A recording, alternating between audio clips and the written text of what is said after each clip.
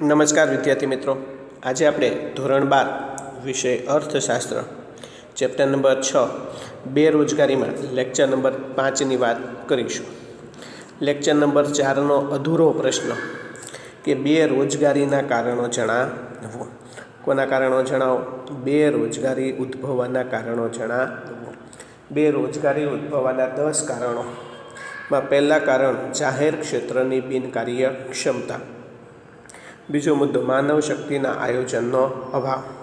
ત્રીજો મુદ્દો અપૂરતી માળખાકીય સુવિધાઓ. આ 3 મુદ્દાની આપણે અગાઉના લેક્ચરમાં વાત કરી ગયા. અત્યારે ચોથા મુદ્દાની વાત કરીએ તો કે મૂડી પ્રધાન ઉત્પાદન પદ્ધતિ. કેવી ઉત્પાદન પદ્ધતિ? મૂડી પ્રધાન ઉત્પાદન પદ્ધતિ. મૂડી પ્રધાન ઉત્પાદન પદ્ધતિ એટલે કેવી પદ્ધતિ છે કે જેમાં મૂડી કેવી હશે? વધારે હશે. શ્રમ કેવો હશે? ઓછો હશે. મૂડી વધારે હશે તો શ્રમ કેવો હશે? ઓછો. શ્રમ ઓછો હશે તો લોકોને પૂરતા પ્રમાણમાં રોજગારી મળતી હશે નહીં.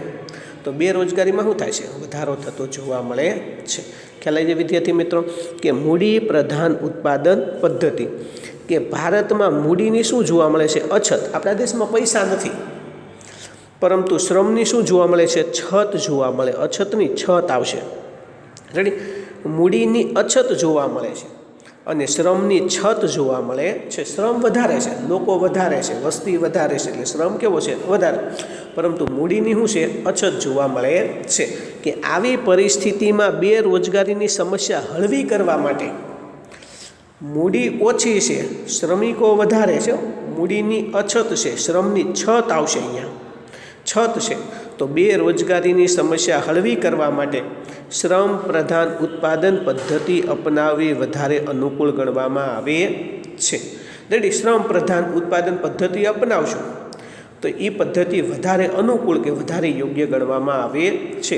અને ભારતમાં બીજી પંચવર્ષીય યોજનાથી આપણને ખબર છે પાયાના અને ભારે ઉદ્યોગોને વધુ પડતું મૂડીરોકાણ કરવામાં આવ્યું. સરકારે મોટા ઉદ્યોગોને પ્રોત્સાહન આપ્યું. એટલે કે બીજી પંચવર્ષીય યોજનામાં મૂડી પ્રધાન ઉત્પાદન પદ્ધતિ દ્વારા, એટલે મોટા મોટા યંત્રો હોય, ટેકનોલોજી હોય, આધુનિક યંત્ર સામગ્રી હોય કે મૂડી પ્રધાન ઉત્પાદન પદ્ધતિ દ્વારા મોટા અને પાયાના ઉદ્યોગોના વિકાસ માટેની કોના માટેની? વિકાસ માટેની નીતિ અપનાવેલી જોવા મળે છે. હવે મોટા અને પાયાના ઉદ્યોગોના વિકાસ માટેની નીતિ અપનાવી તો રોજગારીમાં ધીમા દરે શું થયેલો જોવા મળે છે? વધારો થયેલો જોવા મળે છે. આ ઉપરાંત દેશમાં રેલવે, સિંચાઈ, રસ્તા, બાંધકામ તેમજ રાજ્યના અન્ય જાહેર ક્ષેત્રોમાં પણ મૂડી પ્રધાન ઉત્પાદન પદ્ધતિનો ઉપયોગ વધતો થયેલો જોવા મળે છે. હવે આપણને ખબર છે કે રેલવે બનાવવી હોય તો ટેકનોલોજીનો ઉપયોગ થાય, મોટા મોટા બંધ બનાવવા હોય તો ટેકનોલોજીનો ઉપયોગ થાય, રસ્તા બનાવવા માટે યંત્રો દ્વારા રસ્તા બનાવવામાં, બાંધકામ કરવામાં આવે તો આપણને ખબર છે કે મશીનરી કે યંત્રનો ઉપયોગ થાય છે. કાં તો રાજ્યના કોઈ પણ જાહેર ક્ષેત્રનું કામ હશે, સરકાર કોઈ પણ વસ્તુનું ઉત્પાદન કરતી હશે કે કોઈ પણ વસ્તુનું નિર્માણ કરતી હશે તો એમાં મૂડી પ્રધાન ઉત્પાદન પદ્ધતિનો ઉપયોગ થતો જોવા મળે છે. આ જો મૂડી પ્રધાન જ ઉત્પાદન પદ્ધતિનો ઉપયોગ થશે તો રોજગારી પૂરતા પ્રમાણમાં પ્રાપ્ત થશે નહીં, જેનાથી બેરોજગારીની સમસ્યા વધુ તીવ્ર બનતી જોવા મળે છે.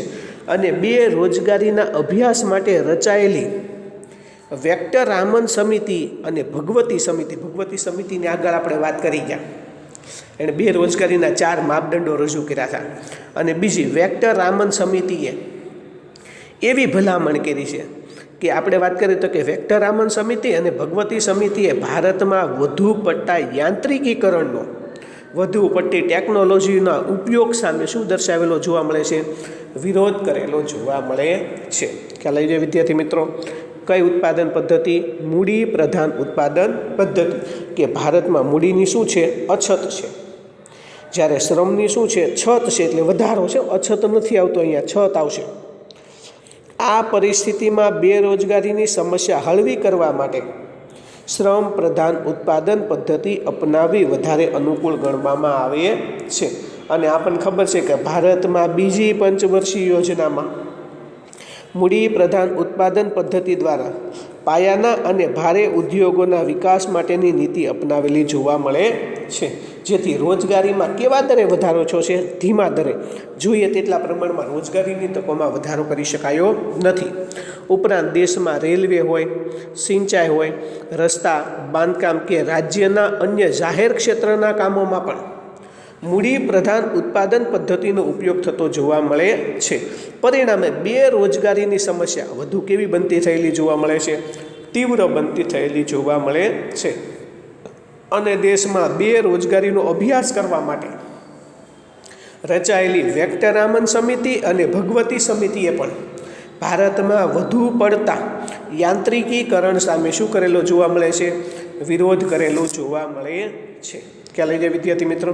ત્યાર પછીના મુદ્દાની વાત કરીએ તો કે કૃષિ ક્ષેત્રની અવગણના, એટલે કે કૃષિ ક્ષેત્રે વિકાસ માટે કોઈ નવી ટેકનોલોજી વાપરતા નથી, જેને કારણે કૃષિ ક્ષેત્રે જેટલું ઉત્પાદન વધવું જોઈએ કે રોજગારીની તકો વધવી જોઈએ તેટલા પ્રમાણમાં ઉત્પાદન કે રોજગારીમાં વધારો કરી શકાયો નથી, જેથી બેરોજગારીમાં શું થયેલો જોવા મળે છે? વધારો થયેલો જોવા મળે છે. એટલે કે કૃષિ ક્ષેત્રની અવગણના. કે ભારત એક કેવો દેશ છે? કૃષિ પ્રધાન દેશ છે. અને ગ્રામ્ય વિસ્તારમાં વસવાટ કરતા મોટા ભાગના લોકો આવક અને રોજગારી મેળવવા માટે કોના ઉપર આધાર રાખે છે? કૃષિ ક્ષેત્ર ઉપર આધાર રાખે છે. એટલે કે દેશમાં કૃષિ ક્ષેત્રના વિકાસ માટેનું યોગ્ય શું કરવું જોઈએ? આયોજન કરવું જોઈએ. અને ભારતના આર્થિક વિકાસની નીતિમાં અન્ય ક્ષેત્રો કરતાં કૃષિ ક્ષેત્રને કેવું મહત્ત્વ આપવામાં આવે છે? ઓછું મહત્ત્વ આપવામાં આવે છે. આવું ઓછા મહત્ત્વને કારણે એનો પૂરતા પ્રમાણમાં વિકાસ થઈ શકતો નથી. બીજી તરફ કૃષિ ક્ષેત્રે જેટલા શ્રમિકો કે લોકો રોકાયેલા છે એને પૂરા સમયની રોજગારી પ્રાપ્ત થતી નથી. આપણને ખબર છે એ પ્રમાણે કે જ્યારે ચોમાસાની ઋતુ હોય એ દરમિયાન જ લોકોને કામ મળતું હોય, કે શિયાળાની ઋતુ હોય જ્યારે પાણી હોય ત્યાં સુધી જ એને કામ મળતું હોય, બાકી સિંચાઈની સગવડનો પૂરતો વિકાસ નથી થયો. એટલે ગામડામાં શ્રમિકોની મોસમી બેરોજગારી, કે ભાઈ ચોમાસાની ઋતુ દરમિયાન જ કામ મળશે, ઉનાળો આખો કેવો રહેશે? બેરોજગાર રહેશે. મોસમી બેરોજગારીનું પ્રમાણ વધુ જોવા મળે છે. અને આપણા દેશમાં 1961માં હરિયાળી ક્રાંતિ થઈ, એટલે કે કૃષિ ક્ષેત્રે આવેલ હરિયાળી ક્રાંતિ થઈને એનો લાભ માત્ર પંજાબ અને હરિયાણા રાજ્ય પૂરતી જ મર્યાદિત છે.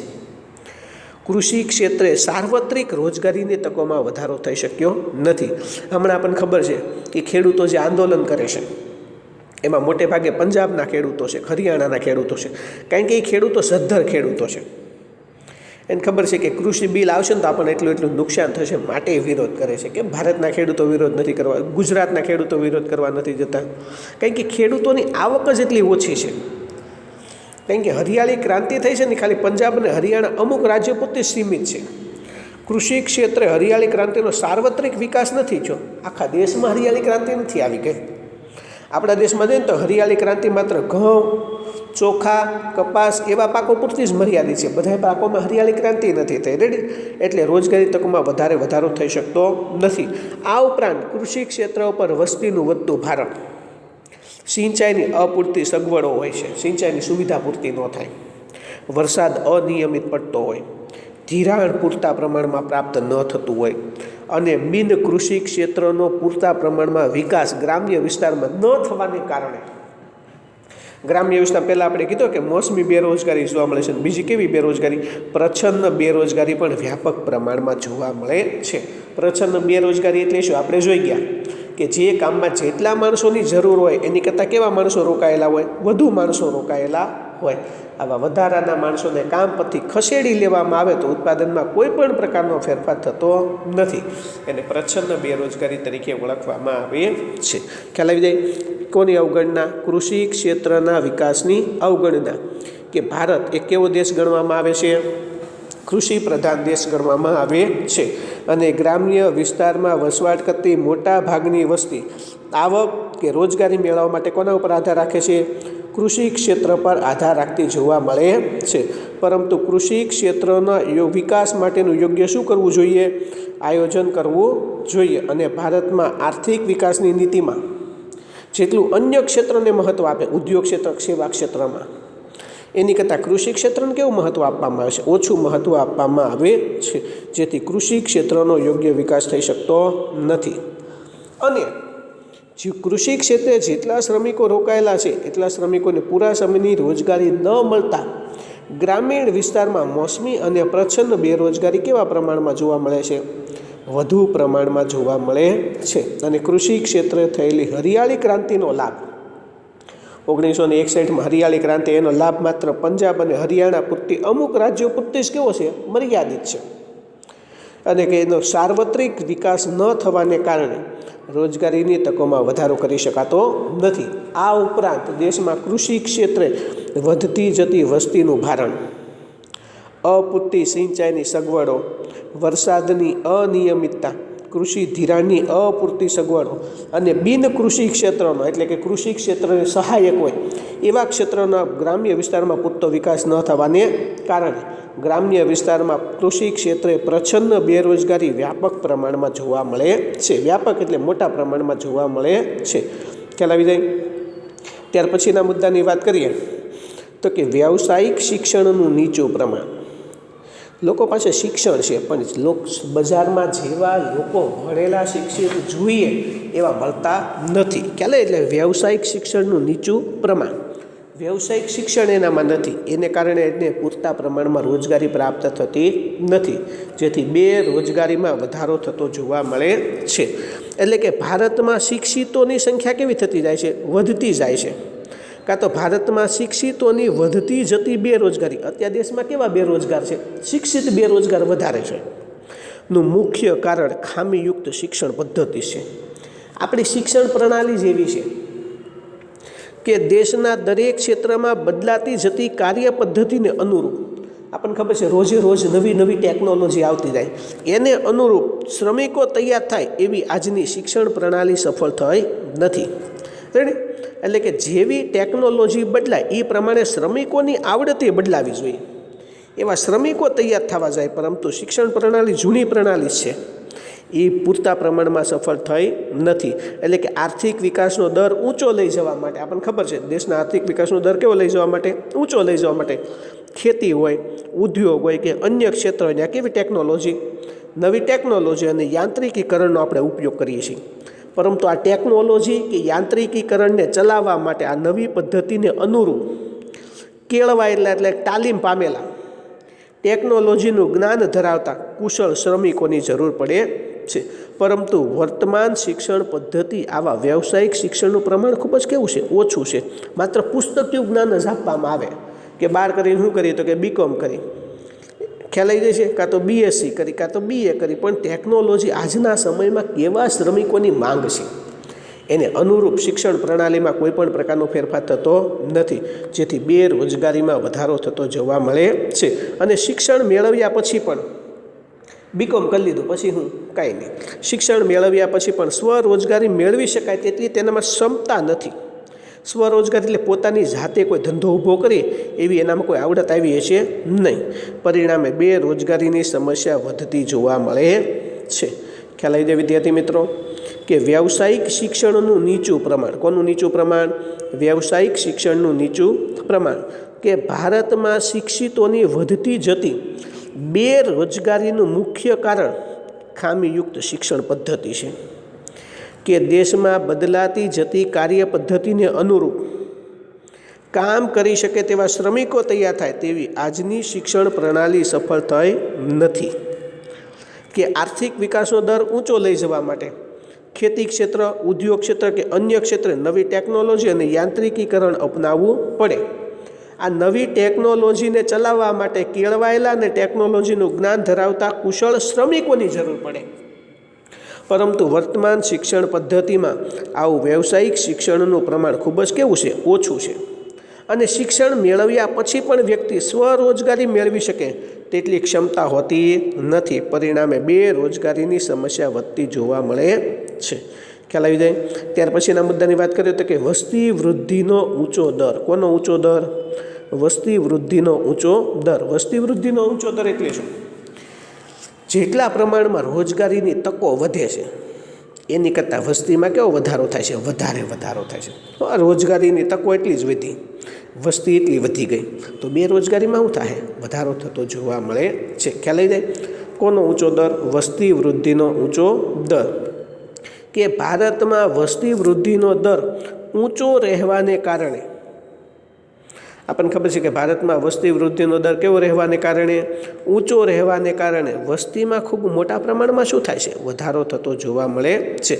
હવે વસ્તી વધશે તો શ્રમના પુરવઠામાં શું થાય? વધારો થાય છે. બીજી તરફ રોજગારીની તકોમાં કેવા દરે વધારો થવાને કારણે?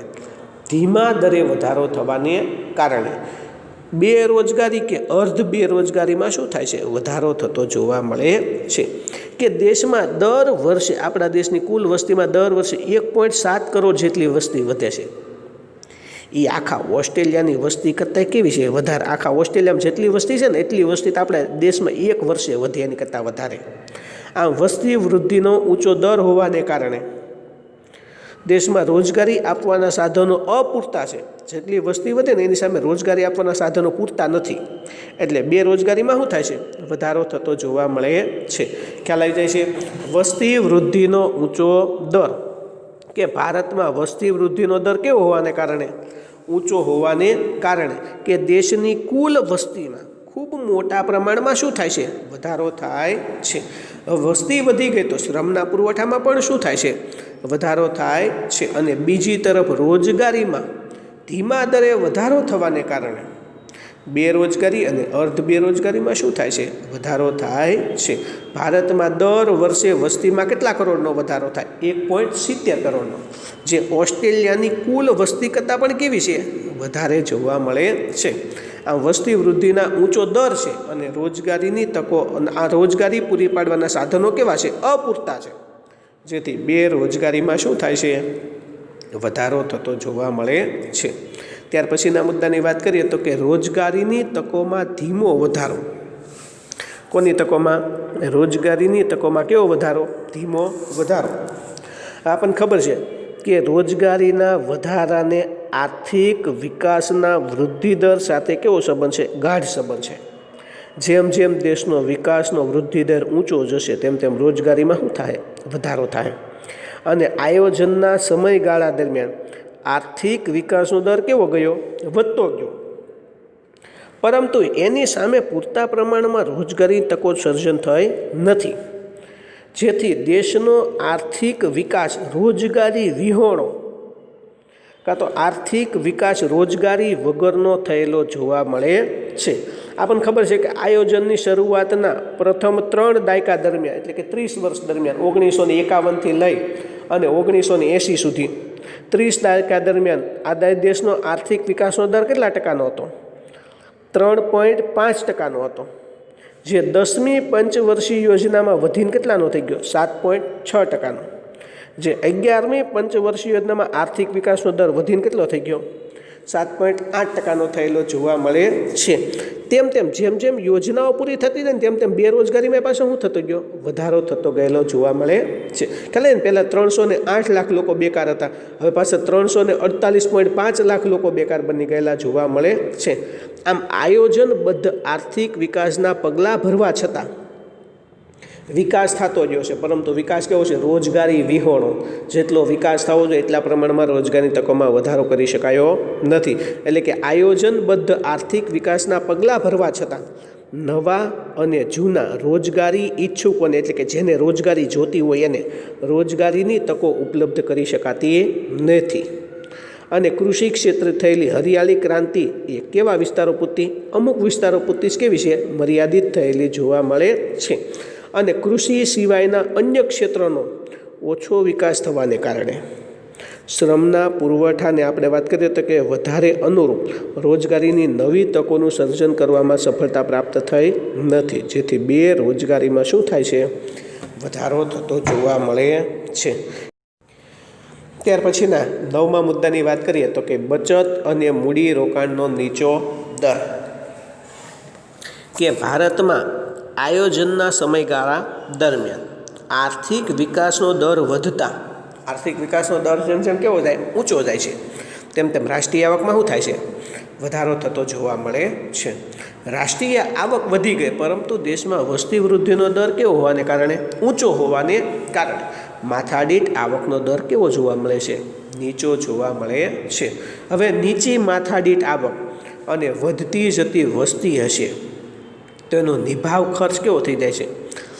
એનો નિભાવ ખર્ચ વધી જાય છે. નિભાવ ખર્ચ વધી જાય છે તો બચતોમાં શું થઈ જાય છે? ઘટાડો થઈ જાય છે. નિભાવ ખર્ચ કઈ રીતે વધે?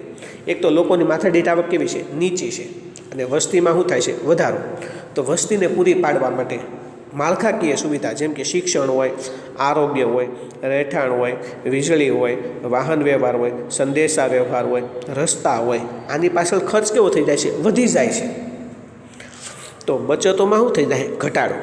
બચતો ઘટી જશે તો મૂડી રોકાણનો દર કેવો જાય છે? નીચો જોવા મળે છે. હવે મૂડી રોકાણ ઘટી જાય ઉત્પાદનમાં શું થાય? ઘટાડો. ઉત્પાદનમાં ઘટાડો થશે તો રોજગારીમાં ઘટાડો.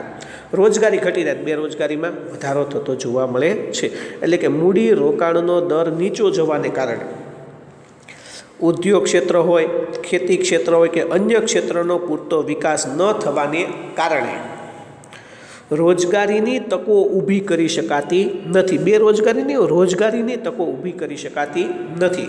પરિણામે બેરોજગારીની સમસ્યા વધતી જોવા મળે છે. ખ્યાલ આવી જાય વિદ્યાર્થી મિત્રો?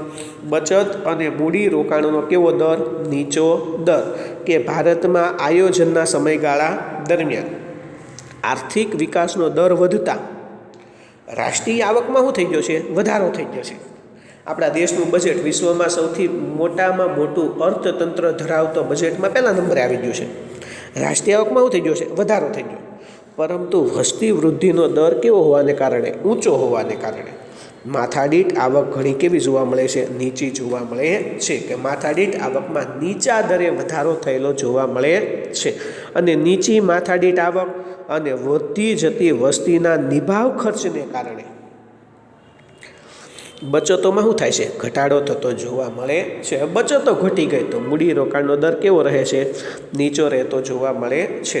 અને મૂડી રોકાણના નીચા દરને કારણે ઉદ્યોગ ક્ષેત્ર, ખેતી ક્ષેત્ર કે અન્ય ક્ષેત્રનો પૂરતો વિકાસ ન થવાને કારણે રોજગારીની નવી તકો, બેરોજગારીની રોજગારીની નવી તકો ઊભી થતી નથી. પરિણામે બેરોજગારીની સમસ્યા વધતી જોવા મળે છે. ખ્યાલ આવી જાય? અને 10મા અને અંતિમ મુદ્દાની વાત કરીએ તો કે શ્રમની ઓછી ગતિશીલતા. લોકો રોજગારી મેળવવા માટે એક સ્થળેથી બીજા સ્થળે સ્થળાંતર કેવું કરે છે? ઓછું કરે છે. ખ્યાલ આવે? ગામડા વિસ્તારના લોકો શહેરી વિસ્તારમાં સ્થળાંતર નથી કરતા તો બેરોજગારીમાં શું થાય છે? વધારો થતો જોવા મળે છે. એટલે કે ભારતમાં ક્યારેક સામાજિક પરિબળો, સમાજના કોઈ લોકો બાદ નથી. એમ કૌટુંબિક સંબંધો, ઘરના સભ્યો મૂકીને બહાર કેમ કમાવા જવું? ભાષા, આપણે બહાર જાય પણ આપણી ભાષા અલગ પડે. આપણે બહાર જાય તો આપણો ધર્મ અલગ પડી જાય. આપણે બહાર જાય તો આપણા રીત રિવાજો અલગ પડી જાય. આપણી સંસ્કૃતિમાં તફાવત આવી જાય. બહાર ક્યાં જવું, ક્યાં આપણને રોજગારી મળશે એની માહિતીનો શું છે? અભાવ જોવા મળે છે. કાં તો આપણે બહાર જવા માટે વાહન વ્યવહારની પૂરતી સગવડ નથી મળતી. તેમજ ત્યાં જાવ ક્યાં રહેશું એવા પ્રશ્નોને કારણે શ્રમની ગતિશીલતામાં અવરોધ ઊભા થતા જોવા મળે છે. પરિણામે બેરોજગારીની સમસ્યા કેવી થાય છે? વધે છે. આપણને ખબર છે કે ઉચ્ચ શિક્ષણ મેળવેલા લોકો ગામડામાં કે પછાત વિસ્તારમાં કે દૂરના વિસ્તારમાં જો કામ મળતું હોય તો કામ કરવા માટે તૈયાર ન થાય અને ફરજિયાત બેઠા રહે બેરોજગાર. એવી જ રીતે શહેરી જીવનશૈલીથી આકર્ષાઈને કાં તો શહેરી સુવિધાઓથી આકર્ષાઈને લોકો ગામડામાં જવાનું પસંદ કરતા નથી અને બેરોજગાર બેઠા રહે છે. ખ્યાલ આવી જશે? શ્રમની ઓછી ગતિશીલતા.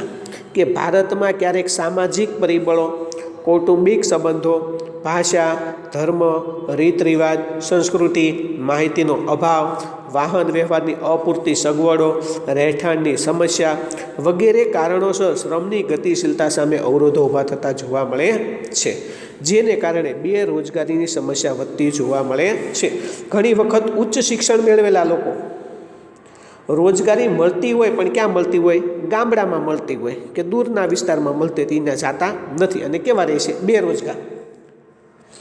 અને ઘણી વખત શહેરી જીવનશૈલીથી આકર્ષાઈને કાં તો શહેરી સુવિધાઓથી આકર્ષાઈને લોકો ગામડામાં જવાનું પસંદ કરતા નથી અને બેરોજગાર બની રહે છે. આ ઉપરના કારણો સિવાય ભારતમાં રાષ્ટ્રીય રોજગારની નીતિનો અભાવ છે. રોજગારી પૂરી પાડવા માટે સરકારે કોઈ પણ પ્રકારની નીતિ નથી બનાવી. ઉદ્યોગ ધંધાને પ્રોત્સાહન મળે તેવા વાતાવરણનો અભાવ છે. ઉદ્યોગ ધંધાનો વિકાસ થાય એને માટે પ્રોત્સાહનનું વાતાવરણ નથી પૂરું પડતું. કુદરતી સંસાધનોનો અપૂરતો ઉપયોગ છે. જે કુદરત તરફથી જે મળી આવેલ સંસાધનો છે એનો અપૂરતો ઉપયોગ થવાને કારણે બેરોજગારીની સમસ્યા માટે જવાબદાર ગણવામાં આવે છે. ખ્યાલ આવે? ઉપરોક્ત કારણો સિવાય 10 મુદ્દા સિવાય ભારતમાં રાષ્ટ્રીય રોજગાર નીતિનો અભાવ, ઉદ્યોગ ધંધા માટે પ્રોત્સાહકરૂપ વાતાવરણ મળે તેવા વાતાવરણનો અભાવ અને કુદરતી સંસાધનોનો અપૂરતો ઉપયોગ થવાને કારણે બેરોજગારીની સમસ્યા માટે બધું જવાબદાર ગણવામાં આવે છે. આવી જે વિદ્યાર્થી મિત્રો કે બેરોજગારી ઉદ્ભવવાના કારણો જણાવો. બેરોજગારી ઉદ્ભવવાના કેટલા કારણોની આપણે વાત કરી ગયા? 10 મુદ્દાની વાત કરી ગયા. ખ્યાલ આવે? નમસ્તે.